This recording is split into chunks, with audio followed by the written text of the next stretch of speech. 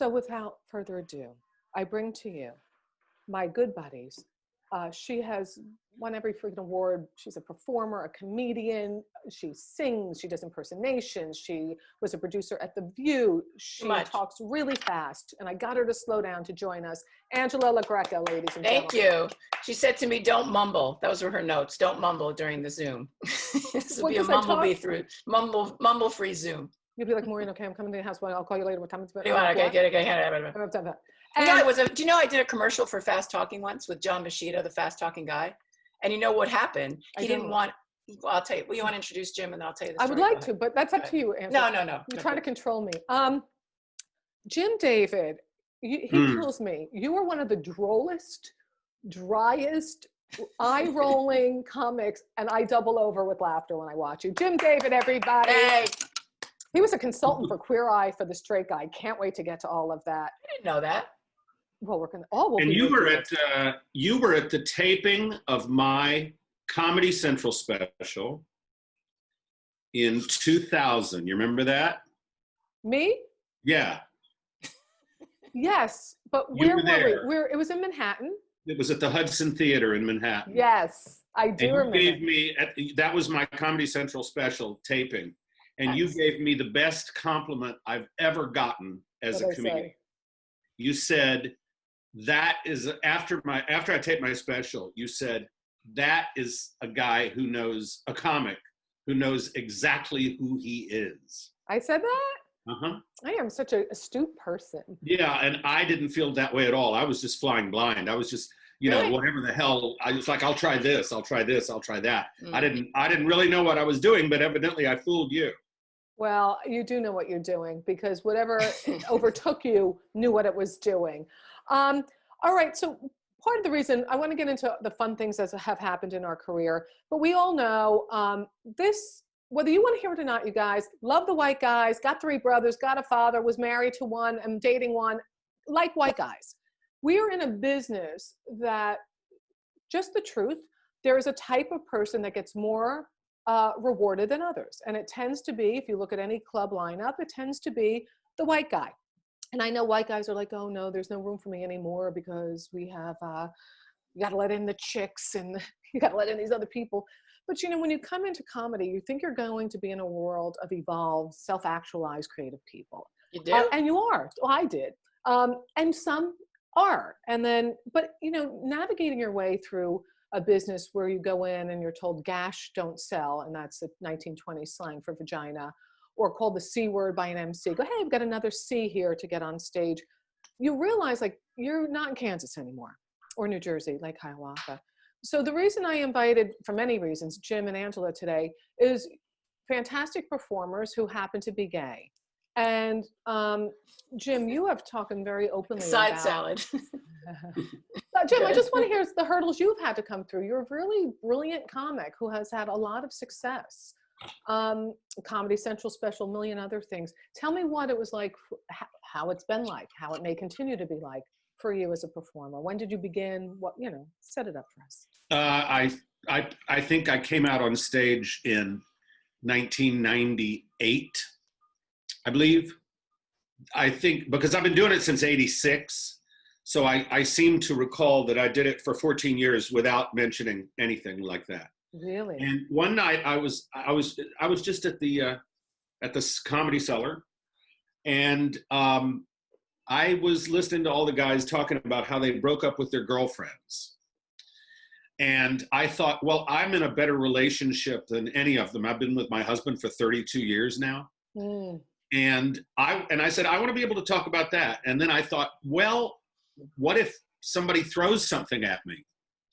And I started talking about, I wrote some jokes so that I could come out to them subtly, and how do you do that subtly? Like, how do you? Well, the problem is that you have to come out to the audience every single time, unless these days I can just casually say, well, I was my husband, blah, blah, blah. Yeah. And I've been with my husband 32 years, but that's still coming out to them.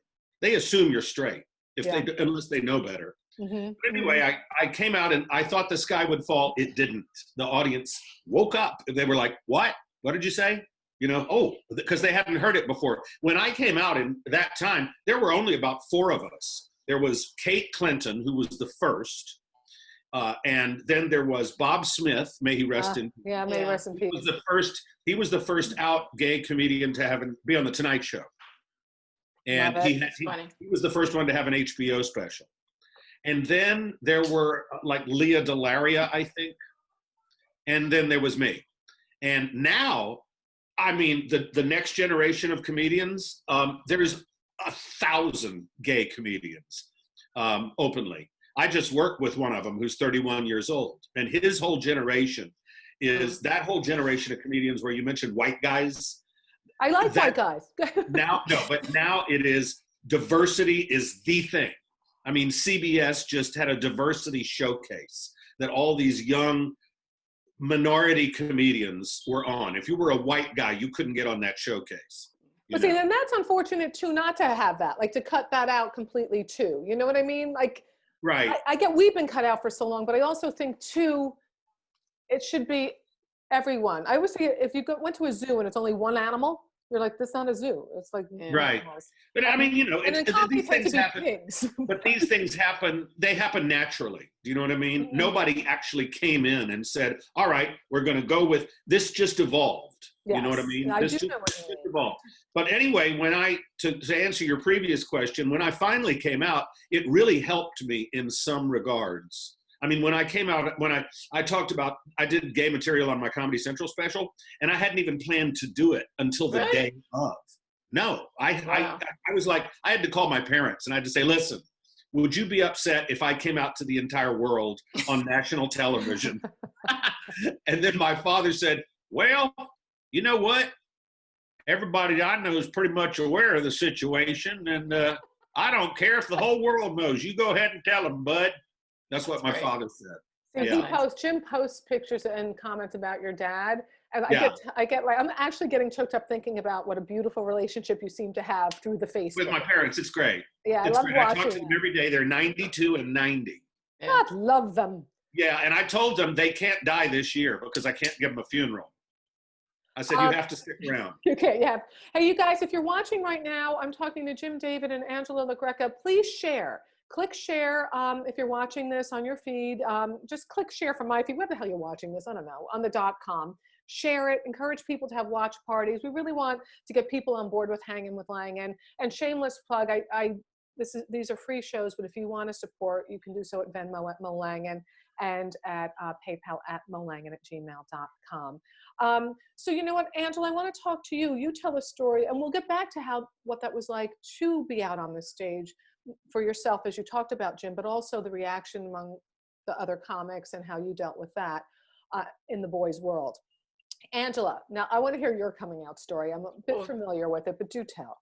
Well, I was not out in life or on stage for the longest time for many different reasons. None of them that I'm really that proud of, but for me, they made sense at the time. And also, fear is a great thing and a terrible thing, obviously. And I came out because I had a child with my ex who gave birth to her. So it was like I was working at the Today Show as a producer at the time, and I was afraid, I took people in groups and I said, I have to tell you something. And they didn't like, what is she going to tell us? And I had to say, I'm going to be a mom and I'm gay. And I'd sat next to these people for 8 years, and you would think, oh, they all knew, but a lot of them did not know at all. But they never asked good questions either. I don't know what they thought. I was just kind of this question. I mean, you go to the office party. Even when I was at The View, I worked at The View for 8 or 9 years before I went to the Today Show. The only person I told was Joy Behar. And I'm telling you, I threatened her. I said, I don't care who the hell you are. I'm half Sicilian. I will effing kill you if you tell anybody. Is Sicilian. And she kept that for the long. And I was working as Meredith Viera's producer. I left The View, went with her, and never said anything to Meredith. I didn't want to say anything to her. And at the time, I had just gone through a breakup, my longtime 16-year relationship partner. And I didn't want to tell her that because I wanted to focus on doing a good job for her. So I was just all like a big bottleneck, mess. But your daughter's only how old now? 6 years old. So yeah, well, not nobody. Like there was I came out to my parents when I was 30, which is not that long ago. Yeah, which was a while ago. But I came out to them because I felt I was in therapy. which another thing you weren't allowed to do in my family. That was like going to see a chiropractor. That's not a real doctor, you know? So it was like, why do you go, what do you need to go to a therapist for? You know, what do you need to tell anybody, pay somebody to tell your problems to? You talk to us. And I'm like, but if you're the problem, what are you talking about? It's, you know, in Italian families, you can't do anything. Well, how about Irish families? What the heck you doing, shaming the family, sharing this, airing our laundry? We couldn't even go, I couldn't even go outside. Without a clothes dryer, we have to air our laundry. You know what? I have a joy story similar. I said I was at the Comedy U, which was the club on Grand Street. Oh, yeah. That was a great club. That's where I started. And Joy was a regular there. And this is long before she was famous. And my parents were in town and they were coming to the show, and Joy was there. And I said, listen, Joy, my parents don't know I'm gay, so don't tell them. And then Joy said, yeah, sure, Jim. I'm going to go up to your mother and say, it's nice to work with your homosexual son. But, you know, you know what it is? The only people say, oh, it's no big deal, especially in New York, you know, like, or on any coast. It's like, it's no big deal to anyone outside of it if you're friends with them. But if it's a big deal to you, and for me it was, I had a lot of, and the thing is, I had a lot of messages that were like, do not do that. I love my family and I love my parents, and my dad's still alive. He's 91. But I mean, it was like, when I came out to them, it was a whole to do. I mean, you know, it was, I went to this therapist who said, you know, you're going to live with integrity. You'll finally feel as though, you know, you have an honesty with your family. So I sat down with them while they were listening to La Bohème. I really had to pick like a dramatic moment, an opera. Mimi's dying of consumption. And I decided to tell them, excuse me, I'm gay. And not only did I say that I was gay, I talked about, not that I slept with so many people, but I talked about anyone who I'd ever slept with. This guy, my mother was horrified by part of that. You slept with that Tony Orlando? Yeah. So there was just so much information at once. I just did a giant splat. Then they made me go to this priest.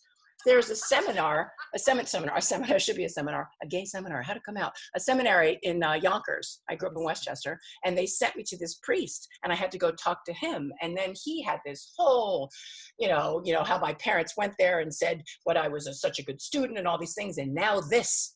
And then, you know, I kept trying to be polite. I was not militant and, you know, I wasn't even taking a right to it. I was trying to be respectful, but questioning. Like, I don't understand. If we're all part of God's image, why, you know, wouldn't some of these people be gay if they're God created everyone in his image and loves everyone. And finally, he said, you know, marriage is for procreation.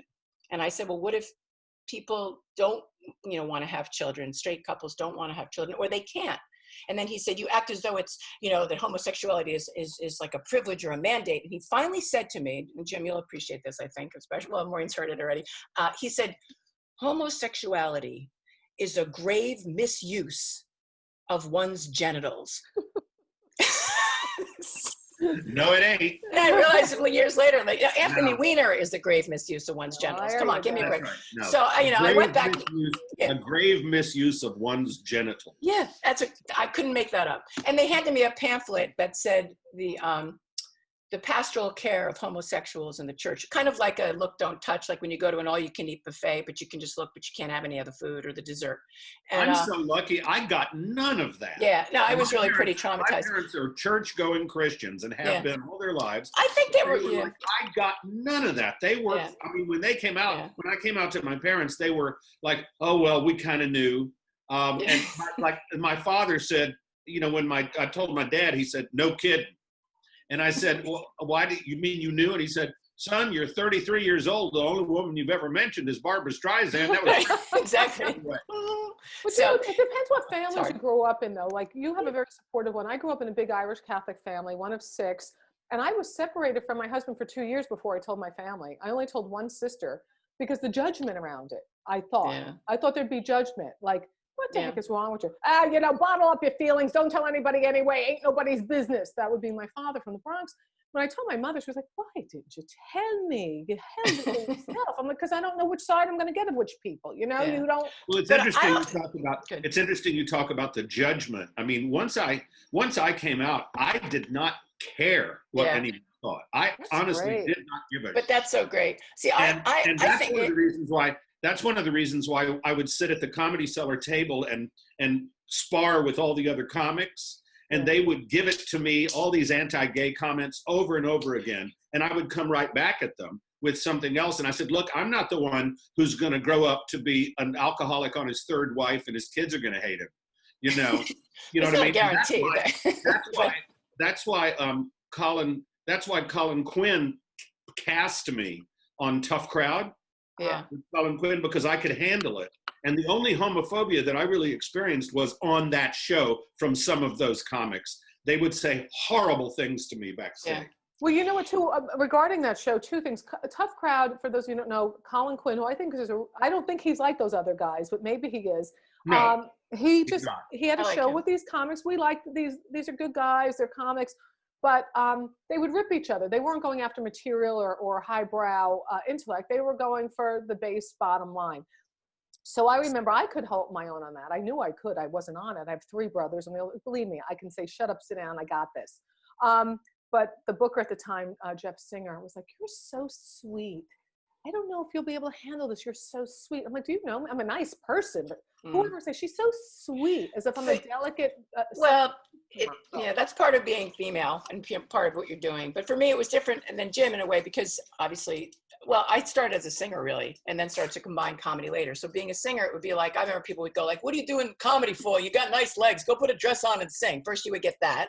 Really? Then I started at the comic strip with a male comedy partner, and we were doing sketches, musical things. The duplex? Where did you start? At the comic strip. Oh, And I remember Lucian, but he didn't pass us at the time. The first time he didn't, he passed us at Paulson's Supper Club, which is now, it was the Triad, I forget. I remember it was a whole thing. But I remember at the time when we would do our little sketches, you know, your little comedy sketches. Your little joke. Your little skit. Your little skits, you're doing your skits. But I remember Rita Runder at the time was one of the few female comics. And I remember they would say, and now coming to the stage, and it would be like this anomaly, a woman, you know, and it was a big deal then. So for me, you know, I was singing at weddings and bar mitzvahs to quit my full-time job in a sequin dress, which was like being a drag star. It was my RuPaul days. And, you know, and so that was the first thing I was doing just to make a living. And then finding your voice as a comic, you know, to really be truthful. I feel like only in the last 5 years did I even start to do anything that really meant anything. I think it took me 15. Yeah, I mean, I did a lot. I could get away with singing. 34 years. I've been doing it 34 years, Yeah. and it took me about 15 to really say, okay, this is what I do. You know what I mean? I didn't really know what I was. And you have to, like, you have that right attitude of that, like, F it, you know, like you have to have that, taking not just a right to it, I think, but you have to just not care what people think about you. And you have to know when you're not afraid of it. I remember when I feel that I first got into my voice, I was so frustrated. I just got back from Atlantic City. It was a pig fuck. It was just stupid. It was drunk people. I had it. And I went up at an open mic, and somebody goes, Maureen, go up. I don't want to go up. I can't talk about all that stuff anymore. I'm done. Yeah. And I went up, and I'm going, and another thing, you know what? These douchebags, I can't take it. And another thing, another thing. I'm like, oh, that anger. There we go. There it is. Put it up there. You have to, as a comedian, you have to have let me put it this way. You have to not care at all what the audience thinks. Yeah. You have to, and Alan King was a friend of mine when he was alive, and you probably knew him too, Angela, right? From the Friars Club. Yeah, I know him too. Friars. Yeah. Yeah, and Alan we were up in the bar one night, and I wanted Alan to tell me about what it was like to open for Judy Garland for 7 years. Right. Because he was her opening act Yeah. at the Palace on Broadway and at the London Palladium. And he said that she was so petrified before she went on stage, she would stand in the wings, like at the curtain, while they are playing the overture, clang, clang, clang, with the trolley, somewhere over the rainbow, right? And she would stand there backstage, and while they were playing the music, go, fuck them, fuck them, fuck them, fuck them, fuck them, fuck them, fuck them, fuck them, fuck them, and then walk out. Wow. Ever since he told me that, and I don't remember when it was because I don't remember when he died, but ever since he told me that, before I've gone on stage, I say, fuck them. And that's not a defense mechanism as much as it is I've got this. Well, let me tell you guys this story. I've shared it before on Hanging with Langan, but we all know Joy. Angela, you know how much I love her. I opened for her for 8 years. 8 years. Before Many car rides to Atlantic City, and Yeah, so before I started doing stand-up, I would tell you, oh, I love Joy. And he'd be like, I know, I got it. You love Joy. So I had opened for her a few times, and she was a nervous wreck backstage, which surprised me. You know, I just didn't expect. She's like, how come you're not nervous? You're not nervous? I go, well, I probably would be, but you have enough for both of us. And then the MC, you know, of the Sound of God, they introduced me. Ladies and gentlemen, Joy has brought a special friend to open for her tonight. Nobody knows who the hell I am. They're like, is it Rosie? Is it Whoopi? Who could it possibly be? And they're like, Maureen Langan. And the audience is like, what? And I walk out, I go, look, you think you're disappointed? Come on, well, let's just deal with this. I mean, but it is funny to see people who are, nervous. But I think it's important to be nervous. If you're smug and you think you got this, that's when you can bomb. I mean, you can bomb anyway. Fuck them. Joan Rivers was like that. Joan Rivers never let her guard down, or Carol Burnett not so much a stand-up, but as a, when she would get up at some of those cabarets when she was younger. I remember hearing about that. And I got to work with them when I was at the Today Show just as a producer, and also met them. But yeah, I think it's healthy. Healthy. Yeah, I just meant it was a lot of nerves. And I thought, wow, because they're there, they love you. Like, I'm the one who should be so nervous. They don't know me. You know what I mean? They're like, who's she? And but Joy opened for Buddy Rich, the drummer, once. And I remember she told me a story where she said she just died of death when she went out there. She just faced like 1,000 people with drumsticks on drum pad, and they're hitting the drums, and they're going, ladies and gentlemen, and we'll be with Buddy Rich in a second. But now Joy Behar, and they just were like, Buddy. I mean, we've all had our nightmare gigs. So, Oh God, I had to perform at a hospital benefit. Excuse me.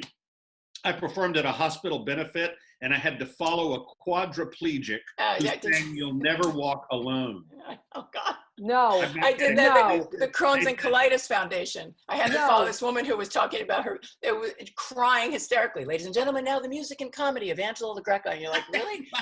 Take my colostomy bag, please. That's like Bruce Smirnoff. You know Bruce Smirnoff?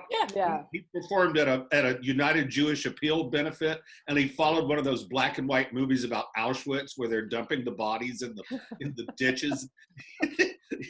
Awful. I did this gig with the Irish people came over. The Irish people came over. They're like, we want you to do some material. Your mother's Irish. Yeah, all right.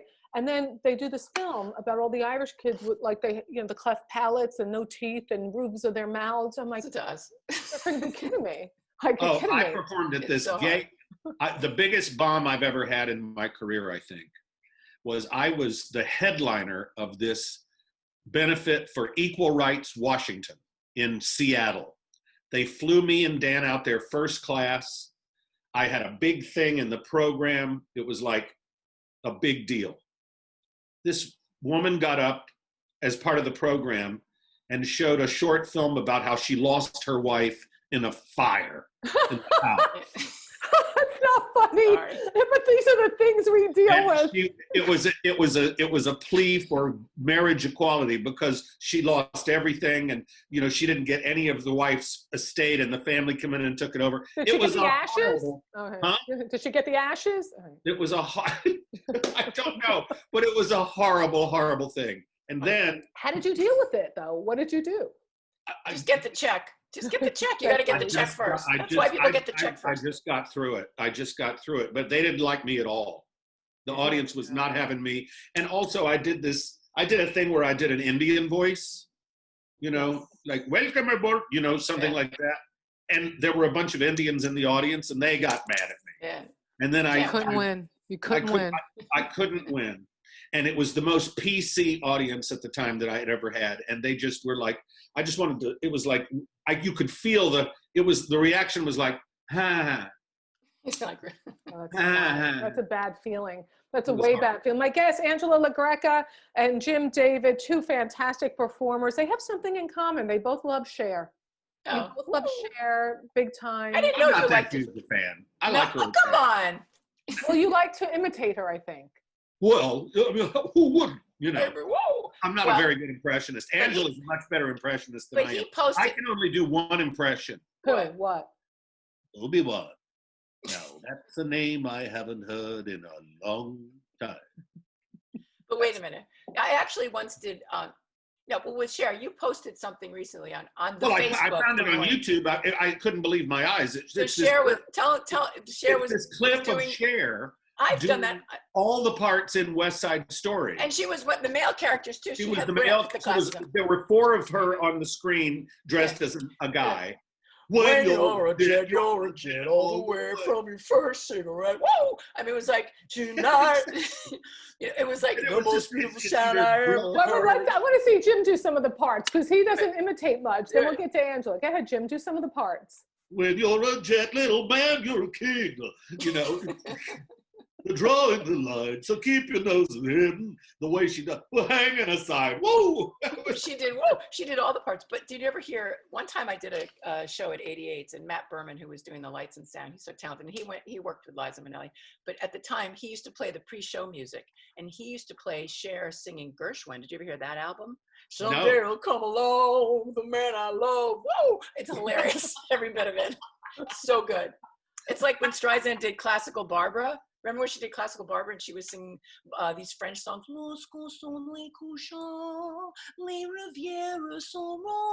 Hilarious. I mean, all that stuff is like priceless. But this is what I want to ask you, Angela. I never get the full story. Every time I see you, we're like, yeah, we'll talk about it next time. How the heck do you know Liza Minnelli, and how did she become the godmother to your daughter? Go. Because my ex, who is my daughter's birth mother, worked for her. So she was her personal assistant for like 6 or 7 years. And when she got pregnant, she said, well, Liza, we'll have Liza be the godmother. Liza had always wanted to have a kid. She had unsuccessfully, she had a miscarriage years ago, a couple of times, I think, a stillborn. And so that was really what, yeah. So my daughter's Ava Liza.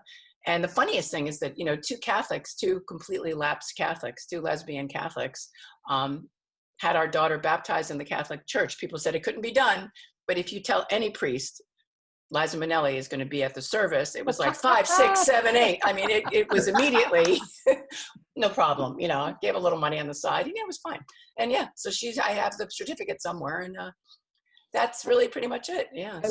And she was very young. I flew with her because Nicole was already with Liza for 2 gigs in LA and San Francisco. I was nervous about flying with a 3-month-old, but I did go cross country with her. She had flown to Florida once, and she was so good not only on the airplane, but then Liza wanted her. She said, I want her to come to the rehearsal, and I want her to come to the show. And there's nothing like, you know, getting into like an orchestra seat with an infant, you know, and having 6 gay men next to you going, you know, and I just brought like a pocket full of pacifiers, and Ava would wake up for the overture, dun, dun, dun, dun, dun, and then she'd sleep through the whole show.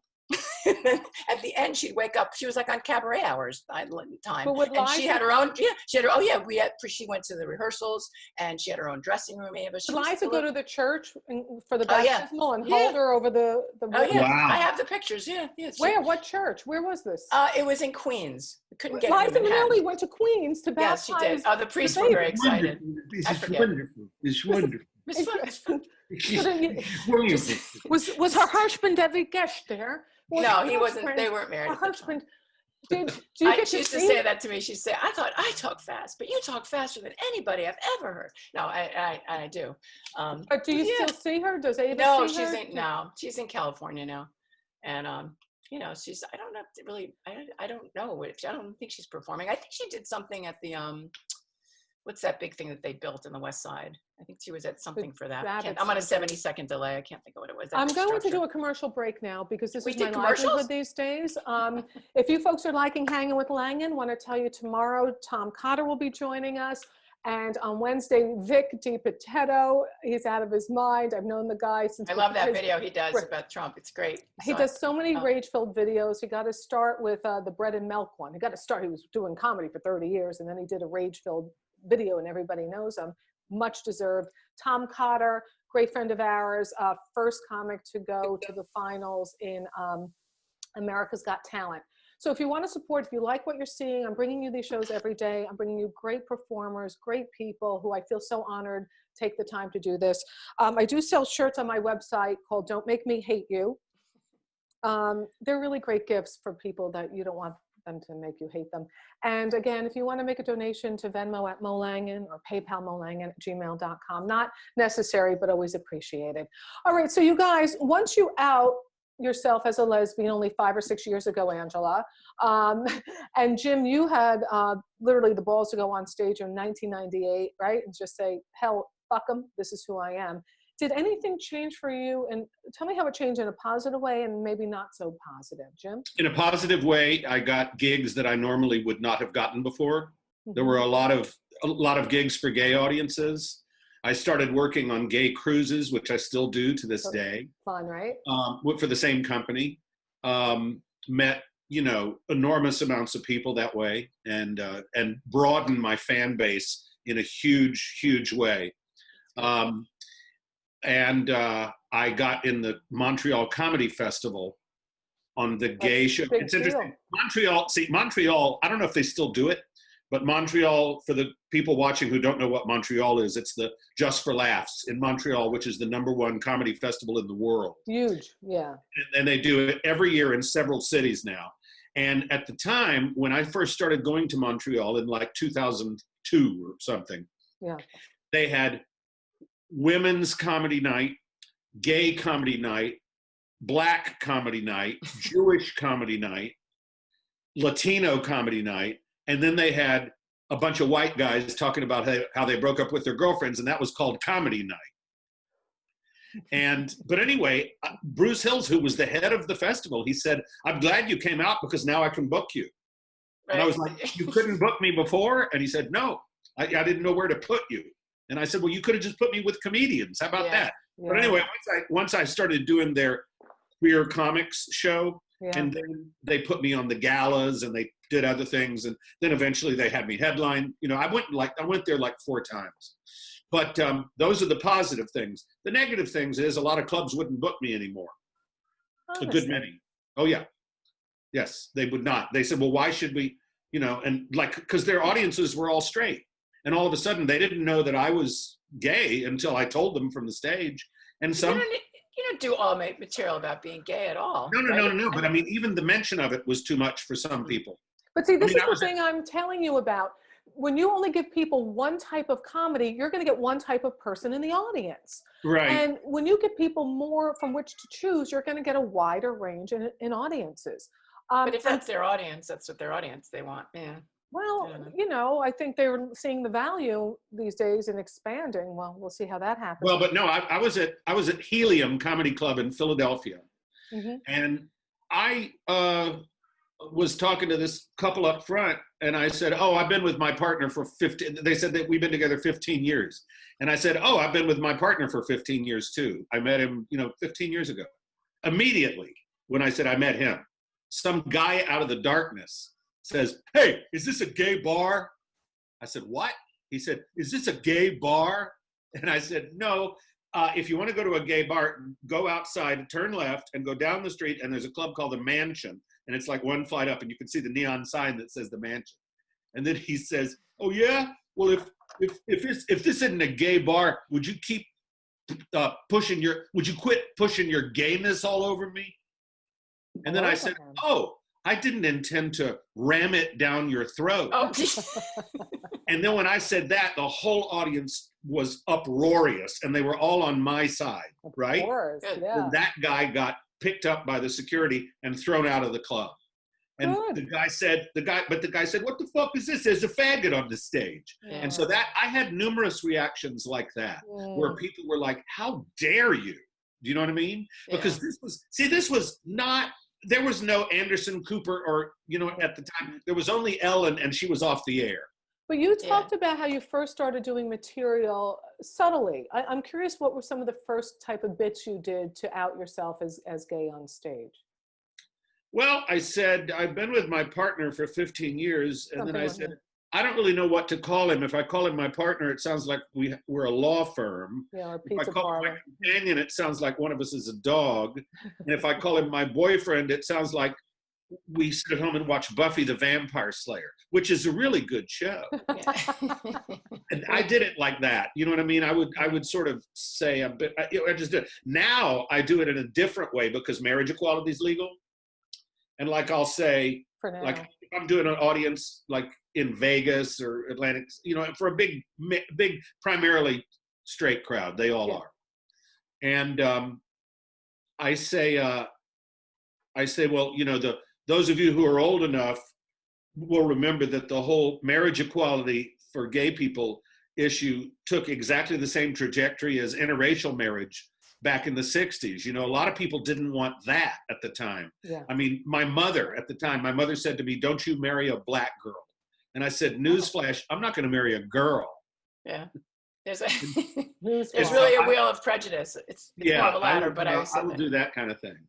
So, but But the thing with Jim, you have to understand, is he's brilliant and he's droll and he's biting and he's quick, and you don't stand a chance if you're going to come at him on stage. And kudos to you for what you said thank you. back to him. But that took a lot.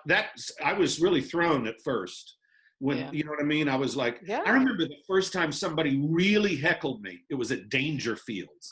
Oh, And well, that makes sense. Yeah, but I'd been doing comedy about 2 years or something, and I was having a rough night. Yeah. And this guy in the audience yelled out, "Don't quit your day job." Yeah. And I was like, Because it's jarring when you don't know how to handle it, right? You don't.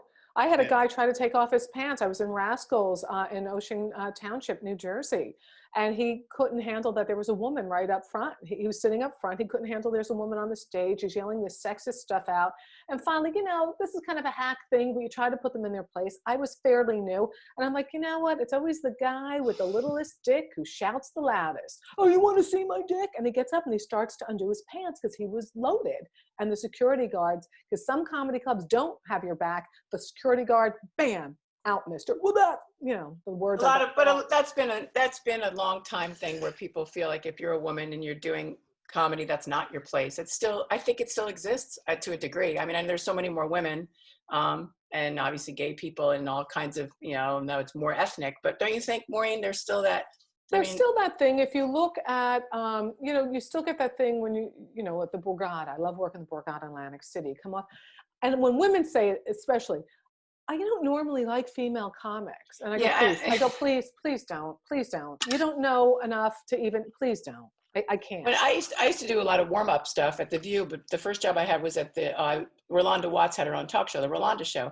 And I remember once doing the warm-up, and this guy came up to me, and he was John Wayne Bobbitt, who was a guest that day. It's a long time ago. Lawyer. And he goes, John Wayne Bobbitt wants to go out with you. I'm like, oh my God, really? Where are we going to go? Benihana? Sure, fine. I mean, it was like so ridiculous, but it was almost like this power thing. Like he came in and he was still trying to, and not only could I should have just said I'm gay, but instead it was like, even that I couldn't, couldn't give that as that would have been a good answer though, But he could have been the right kind of guy for you to date then. No, you're right.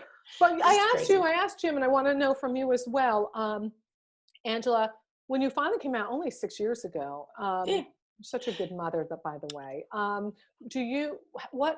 Did anything change for you for the better, or did you also have some repercussions? I feel like I don't work as much at clubs as I used to, just because my life took a detour, and not a good detour. And as a producer, I was at the Today Show for 8 years, and really was very hard to do jobs when you're working really late and getting up really like at 4 or 5 in the morning. Yeah, well, and I enjoyed every bit of that. And then I think what happened for me was I went through a lot of things in a short amount of time. And so then it was like having a child you want to live with integrity.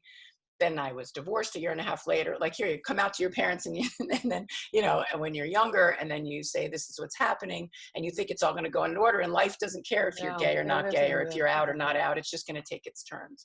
So for me, it was more about not explaining, but trying to say I'm a mom, but obviously, I'm an older mom. So I felt it was almost like a way of explaining it, like my ex gave birth to, kind of thing. But I didn't really use it much in my act. It was just more of like just being honest about that part. But I liked working on the coming out part, and I'm still working on that. To me, I want to work it into a one-woman show. Well, yes, I want to talk to you about that. What was Meredith's reaction? Because you said, please. Let me tell you something. And I couldn't love her more. I think she's the best person I've ever worked with or for, and I consider her a friend. But I would say this to her face. I mean, she never asked me, and then I think what happened was we were all going to see Kathy Lee Gifford's Broadway musical, and Liza, and Hoda wanted Liza to be her date. So they went in the car and picked them, and Liza was just being Liza, said, isn't it great? The girls are getting married and they're having a baby. So she just outed me to Hoda, who then said something to Meredith and Kathy Lee, and all this great, thing that I had been holding together for so many years. Just, it was like the pandemic of the orchestra for this show. And next thing you know, everybody I worked with kind of knew. In a way, it was kind of easier. So that was, you know, so then Meredith, of course, was feeling like, oh, you didn't tell me personally. How could we work together for all these years? So she was, you know, we went to some restaurant when she was vegan for a few months, you know, like eating beige for a few months. And we sat at this vegan restaurant, and I knew she was trying to get to it. And I just said, you know what? I said, get out of here. I said, who are you? I said, how many Emmy Awards do you have? She's like 15 or 18. I don't know, 18. I said, what do you do for a living?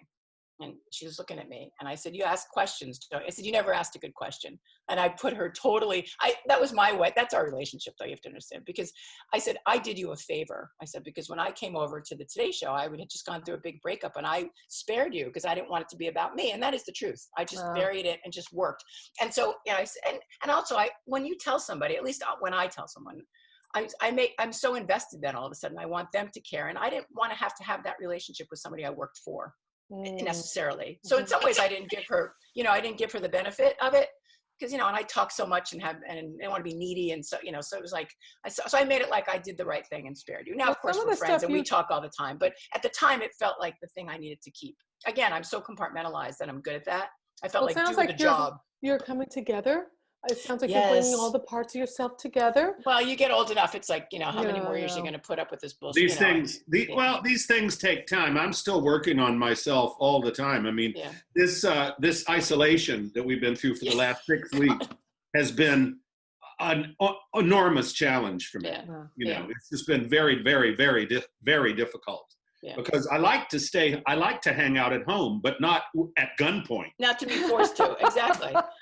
And I'm still trying to figure out how coloring your hair is not considered essential. I mean, I finally had my color done last night. How about this, Angela? I posted. You know, we're doing what, you know, like Bruce Willis and Demi Moore are doing, only not a little more girly. You know. I know you don't want to talk about politics, Maureen, but there's the host of Fox and Friends, Ainsley Earhardt. Is that her name? I don't know her name. The one in the middle with the short skirt. I think so. Yeah. Sounds right. She's an idiot. And she said, like a couple of weeks ago, she said, look, I mean, I know people are dying, but we can't get our nails done. And I just wanted to go, kill myself.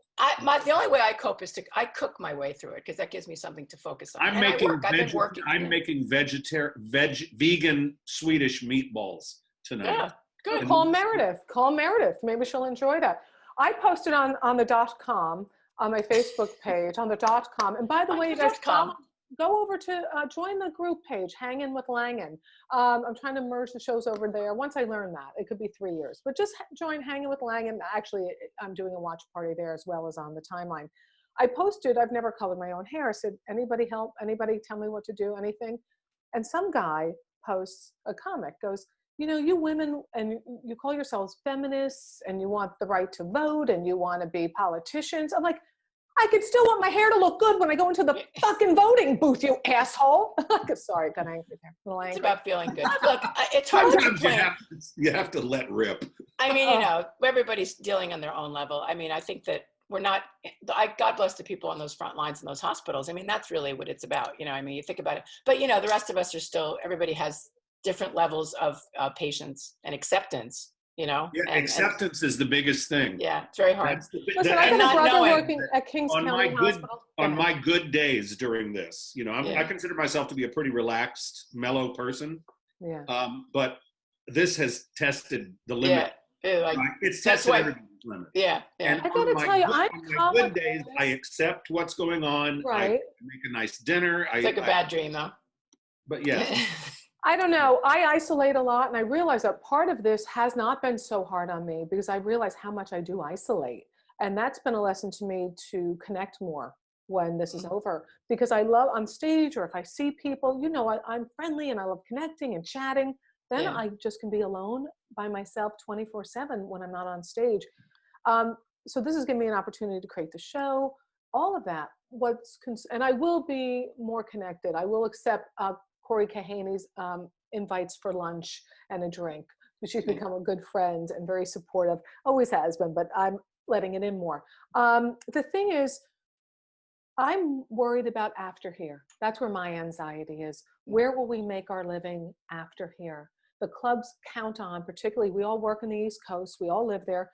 You need those tight tables on top of each other. That's what makes clubs successful, that energy. Well, that'll happen when there's a treatment. When there's a treatment. I look at this as a lost year. If you ever got through some life-threatening thing, I had breast cancer 5 years ago. I was on chemo. Right now, I liken it to that same feeling, which is like you're scared to the bottom of everything, and you're like, what the heck? And you just hope you're going to make it. But and I'm not saying this to be dramatic, but I looked at it as, and my good friend Lenny Babish would always say, and this is going to be in the rear view mirror.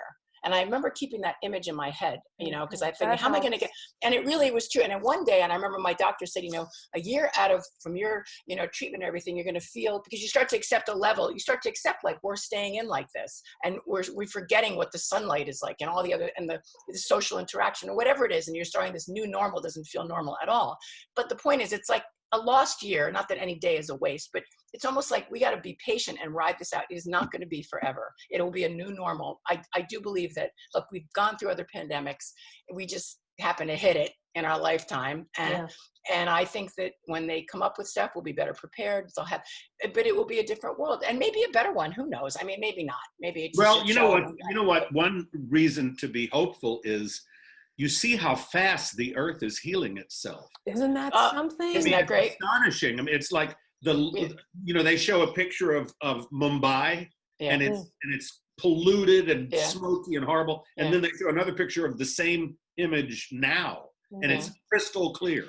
But how great if human beings could come out like healed and different. But that will last for how long? It's just like, do you remember Dom DeLuise in the end? Was it Dom DeLuise? No, is it? And that movie when they think they're drowning, and at the end, and they start to realize they're going to make it. They're making all kinds of deals with God. They think they're not going to make it ashore, and then all of a sudden, as they get closer, they start changing their minds. It's the same thing. Like, we're all like, oh, if I could just have my life back, and I'm going to be nicer to people, and all this other stuff. Is that really going to last? I don't know. Well, I don't know. I'm not sure that's the point, but you know what I mean. Well, we'll see. I mean, in some ways, people might learn from it, but we need better. See, in order for it to really work, we need better leaders. That's it. We need a leader, some leader. A leader. Yeah. A leader would Somebody. be good.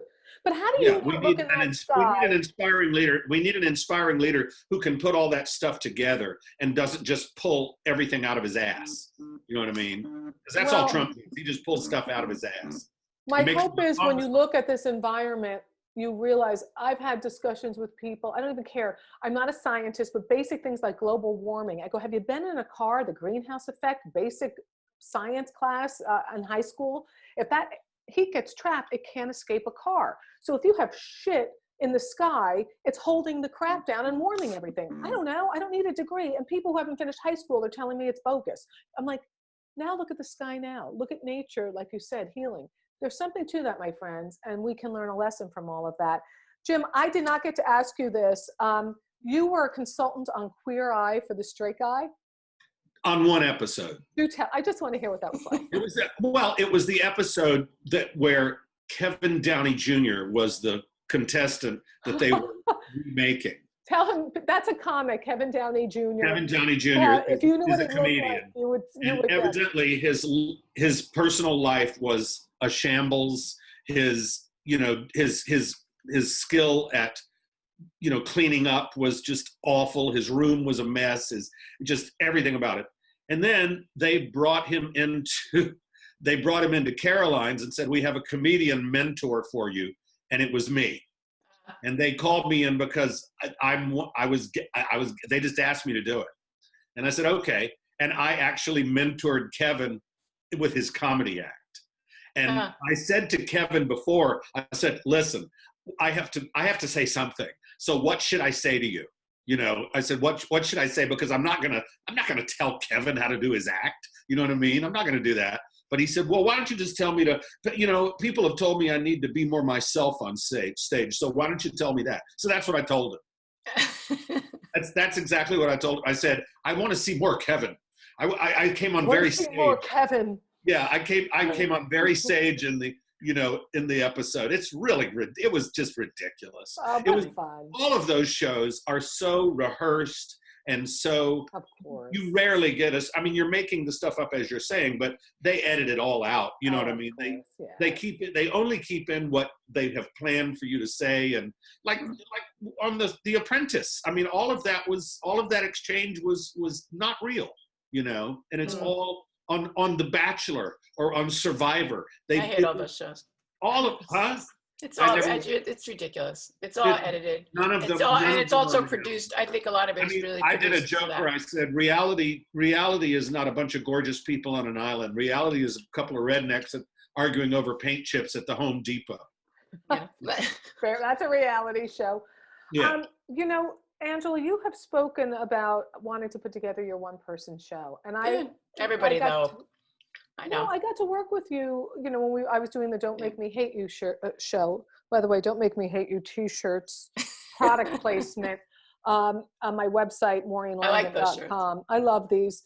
I know I have to promote this stuff because the income now is a comic. PayPal, molangan@gmail, Venmo, molangan. I don't know what to tell you. I want to get a blind dog and get a tin cup and sit on a street corner where the only technology I have to worry about is when the light's going to turn red. That's all I need to worry about.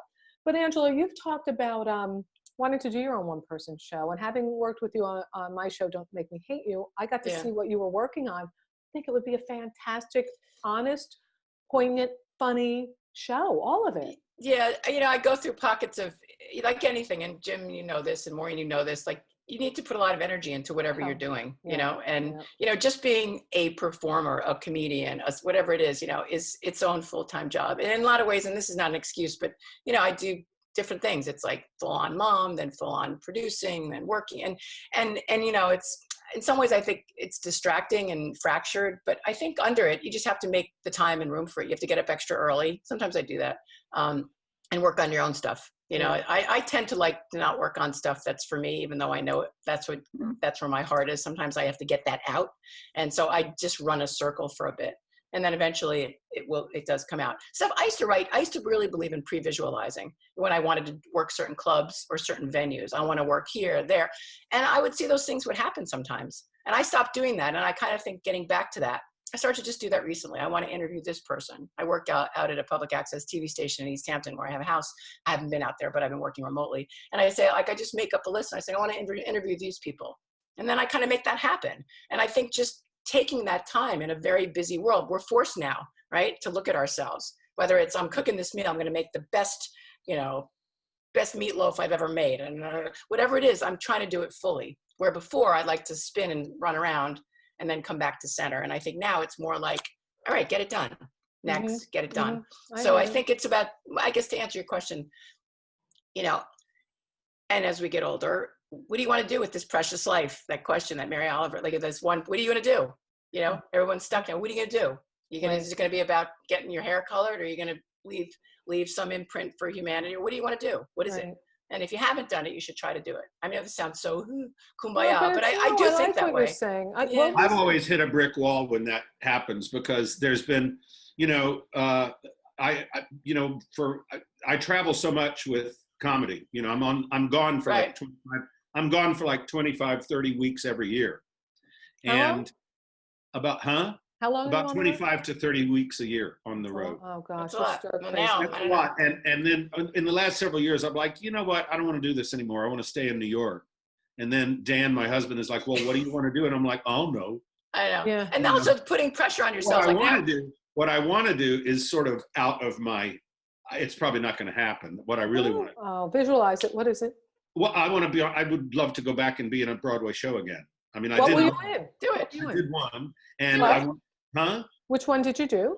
I did a show that was called The Best Little Whorehouse Goes Public, and it was Tommy Toon's last musical on Broadway that he directed and his first flop. So it was the greatest experience of my life until the reviews came out. But you know what, Jim, if that's your thing, you should, I mean, who's going to stop you? You have to pursue that. It's just like, you know, the pressure's on in some ways. Like people say like, oh, you know, during the bubonic plague or whatever, when Shakespeare was, you know, there was the flu then and there was the pandemic, he wrote King Lear. Like, that's a lot of pressure. Like, what did I do? You know, I organized a sock drawer. I didn't write King Lear, you know, but at the same token. But you're making good meatloaf. And the thing I've made some great meals. And when I hear, Jim, when I hear you say it's probably not going to happen, that hurt me to hear you say that for you. Well, I don't see how it could. I mean, I don't have the connection. I mean, maybe we'll see. Huh? Angela knows people in the Hamptons. Just not just the Hamptons, but you could. But I'll tell you what. A couple things I've learned is, you know, I was a broadcaster for so many years, and I love stand-up. And for me, I did this, creating this show while we're going through all this. It gives me a focus for the anxiety, but I'm truly interested in what makes people tick. And the other thing is too, the art I have around my room, a lot of it is from special needs people. So I want to get more active, to support the Down syndrome kids, the special Good. people. Those are things that matter. And I love dogs, and I love taking care of, fostering, and all that stuff. So that's stuff that I want to do. And you realize when you're creating something, as you said, Angela, this show, I 10 hours a day figuring out technology. I'm like, Yeah, but it gets believe it. easier. I mean, I give you credit because I want to do the same thing. I've been starting to think like, why I couldn't figure out the gallery on my Zoom, and now I have it. I don't know, but it's like it's all a learning curve, but it's a good learning curve. Why not? Well, let me ask you guys. We're going to wrap up now, and tell people how they can support you, or where you are, or your, the .com stuff. Angela. Well, you could pay my mortgage, which is coming up soon for the beginning of the month. I don't know. You could just be supportive in general of what performers are doing. I mean, I think that's what we all kind of mean. I don't know what that means in terms of, obviously to what you're trying to do is great. And I don't know, to be supportive, I don't know yet. I think What's your just website? being. Can they follow you? No, No, somebody don't stole follow. my website. I had the first LaGreca.com, and now it's like some locksmith took my name as I'm famous, which I'm not. I mean, I'm on Instagram, but I don't have an open. I guess I have to open up. I guess. You might consider that. If you need to reach Angela, just email me on Facebook. Don't. Call Maureen. How do people follow you? How would you like them to stay in touch or not? Who, me? Yes, Jim David. On Twitter or Instagram at Comic Jim David, COMIC Jim David. And I have shows for you every day, Monday through Friday at 3:00. Tomorrow, Tom Cotter from America's Got Talent, Vic DiPotetto, The Rager, my buddy, on Wednesday. Thursday, I have comics, How They Don't Kill Their Kids During the Corona. Karen Bergreen, Veronica Mosey, Carrie Louise, fantastic. Fun. Friday, Hell Gigs with Leanne Lord. She's brilliant. And Harris Stanton, who just kills me. And one more time, feel free to support at PayPal, molangan@gmail. I know I'm getting obnoxious, but some people tune in later. Or Venmo, molangan.com. Or get a t-shirt for you, your friends, your coworkers. Don't make me hate you. They're perfect during political chats. You guys, you know what? You took the time to join me today, and I feel honored. Thank you, Jim. It was fun. Thanks, Maureen. Yeah, it's Good fun. to see you, All Jim. right.